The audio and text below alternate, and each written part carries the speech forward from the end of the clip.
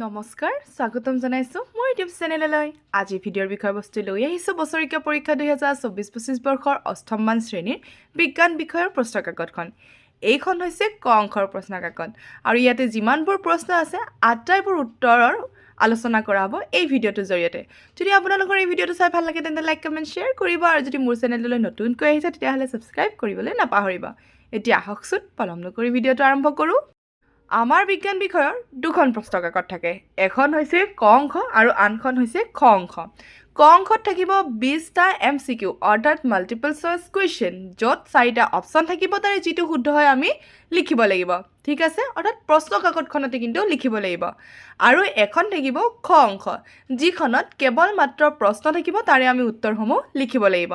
এতিয়া মই আজিৰ এই ভিডিঅ'টোত ক অংশৰ প্ৰত্যেকটো প্ৰশ্নৰ উত্তৰ লৈ আহিছোঁ কিন্তু খ অংশৰ উত্তৰসমূহ লৈ অহা নাই কিন্তু কোনটো প্ৰশ্ন কোনটো পাঠৰ পৰা দিয়া হৈছে সেইখিনি কথা কিন্তু মই দাঙি ধৰিবলৈ চেষ্টা কৰিছোঁ যাতে ছাত্ৰ ছাত্ৰীসকলে এতিয়াও যদি সেই উত্তৰসমূহ জনা নাই তেওঁলোকে ধুনীয়াকৈ সেই পাঠটিত গৈ পেলাই সেই উত্তৰটো বিচাৰি লওক আৰু তেওঁলোকে যিমানখিনি মুখস্থ কৰিছে সেই প্ৰশ্নৰ পৰা উত্তৰবোৰ নোচোৱাকৈ লিখিবলৈ চেষ্টা কৰক সেয়েহে মই এই ভিডিঅ'টোত ক অংশ আৰু খ অংশ দুয়োটাই আলোচনা কৰিম বুলি ভাবিলোঁ এতিয়া আমাক ক অংশত প্ৰথম প্ৰশ্নটো কি দিছে সেইটো চাই লৈছোঁ ক অংকৰ প্ৰথম প্ৰশ্নটোৱে দিছে তলত কোনটো পেট্ৰলিয়ামৰ শোধনৰ পৰা পোৱা নাযায় ডিজেল কেৰাচিন মম কক ইয়াৰে এই তিনিওটা পোৱা যায় আৰু কোনটো পোৱা নাযায় ককটো পোৱা নাযায় ঠিক আছে তো ইয়াৰে অপশ্যনটো কি হ'ব ডিটো হ'ব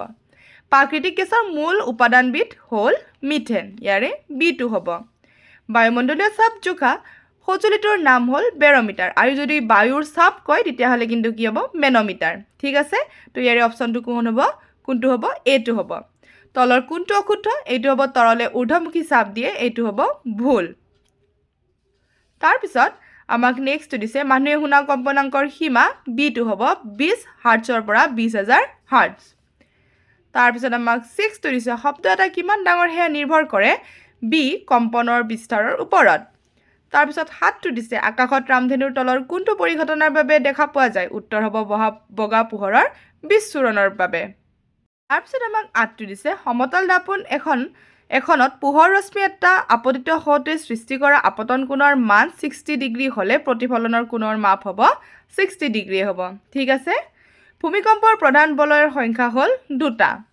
কিন্তু ভূমিকম্পৰ ফল সুধিলে আৰু 7খন হ'ব দেই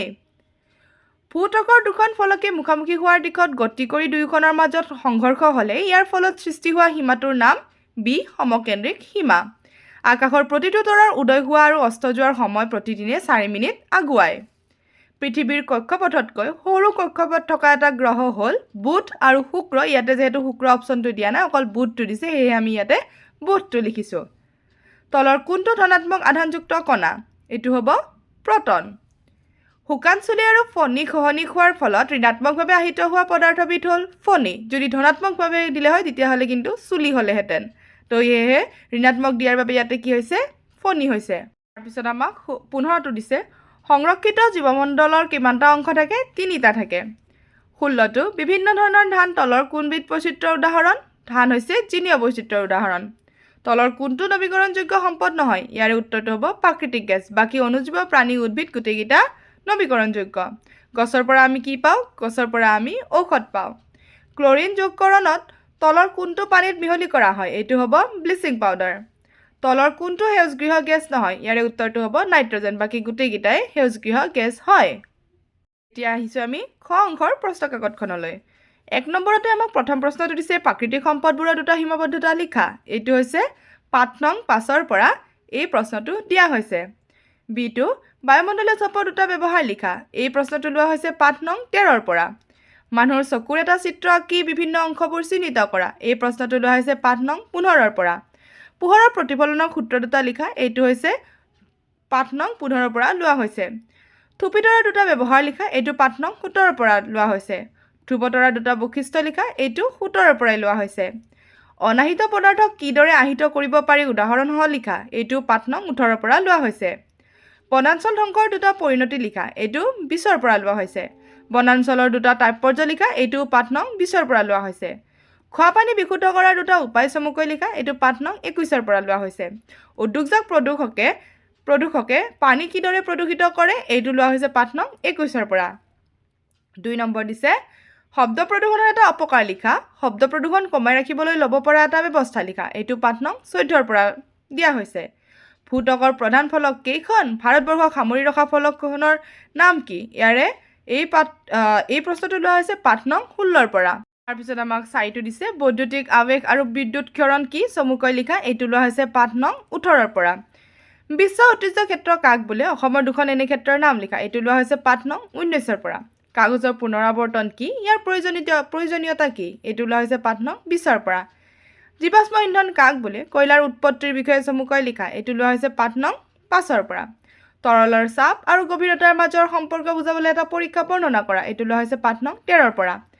বায়ুশূন্য ঠাইৰ মাজেৰে শব্দই গতি কৰিব নোৱাৰে এটা পৰীক্ষাৰ সহায়ত দেখুওৱা এইটো হৈছে পাঠ নং 14ৰ পৰা লোৱা হৈছে ভূমিকম্পৰ বাবে ল'বলগীয়া 3টা সাৱধানতা লিখা এইটো পাঠ নং 16ৰ পৰা দিয়া হৈছে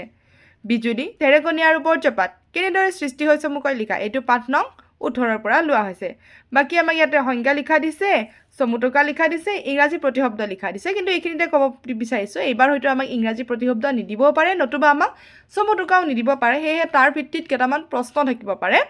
তো প্ৰশ্নসমূহ ভালকৈ চাব লাগিব যিবিলাক আমাৰ পাঠ ভিত্তিক প্ৰশ্ন আছে আৰু লগতে ভিতৰৰ প্ৰশ্ন কিন্তু সকলোৱে চাবলৈ চেষ্টা কৰিলে হ'ল মই এইটো জাষ্ট কথাটোহে কৈছোঁ যে এই দুটা নিদিব পাৰে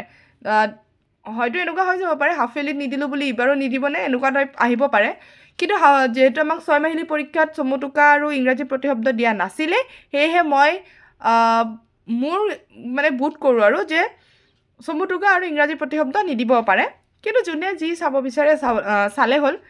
এনেকুৱা নহয় যে মই কৈছোঁ কাৰণে নাহিবই আৰু বাকি কুৱেশ্যন আনচাৰ্ছবোৰ চালে হ'ল ইয়াৰে মোৰ প্ৰায়কেইটা লেচনৰে কিন্তু ভিডিঅ' দিয়া আছিলে অৰ্থাৎ যিকেইটা আমাৰ এনুৱেলত আহিব লগা চিলেবাছ আছিলে তাৰে প্ৰায়কেইটা লেচনৰ মই দিছিলোঁ আগন্তুক সময়লৈকে মই আকৌ ক্লাছ 8ৰ এনেকুৱা ভিডিঅ' দিবলৈ চেষ্টা কৰিম যদিও বা এইবাৰৰ ষ্টুডেণ্টখিনিয়ে 9 পাব যা নহওক বাকি আমাৰ আৰু এখন কিতাপ আছিলে নতুন বৈজ্ঞানিক চিন্তা বুলি এখন কিতাপ আছিলে তাৰেও প্ৰশ্ন কেইটামান কৈ দিছোঁ যে কলন গণিতৰ আৱিষ্কাৰক কোন the fabric of the human body নামৰ গ্ৰন্থখনৰ ৰচক কোন হাৰ্ফে তেজৰ পৰিসংস্কৰণ সম্পৰ্কে যুক্তি সহকাৰে কি প্ৰমাণ কৰিছিল কপাৰনিকাছৰ তত্ত্বৰ সংশোধন ঘটাই কেপলাৰে আগবঢ়োৱা দুটা বিধি লিখা তেজৰ উৎপত্তি সম্পৰ্কে গেলেনে কি তত্ত্ব আগবঢ়াইছিল এই তত্ত্ব পোনপ্ৰথমে কোনে খণ্ডন কৰিছিল এক্স ৰশ্মিৰ দুটা ধৰ্ম লিখা তেজস্ক্ৰিয় ৰশ্মি এখন চুম্বকীয় ক্ষেত্ৰৰ মাজেৰে যাবলৈ দিয়াত বিজ্ঞানীসকলে কি দেখা পাইছিল 22 জ্যোতিষ্কসমূহৰ আৱৰ্তন গ্ৰন্থখনৰ ৰচক কোন এই গ্ৰন্থখন তেওঁ প্ৰকাশ কৰিবলৈ কিয় সাহস কৰা নাছিল 23 চন্দ্ৰপৃষ্ঠৰ প্ৰকৃতিৰ সম্পৰ্কে গেলিলিয়ে কি বৰ্ণনা কৰিছিল তো এইখিনি আছিলে অষ্টমমান শ্ৰেণীৰ বিজ্ঞান বিষয়ৰ যোৱা বছৰৰ প্ৰশ্ন কাকতখন তেন্তে আজিৰ কাৰণে থেংক ইউ ফৰ ৱাচিং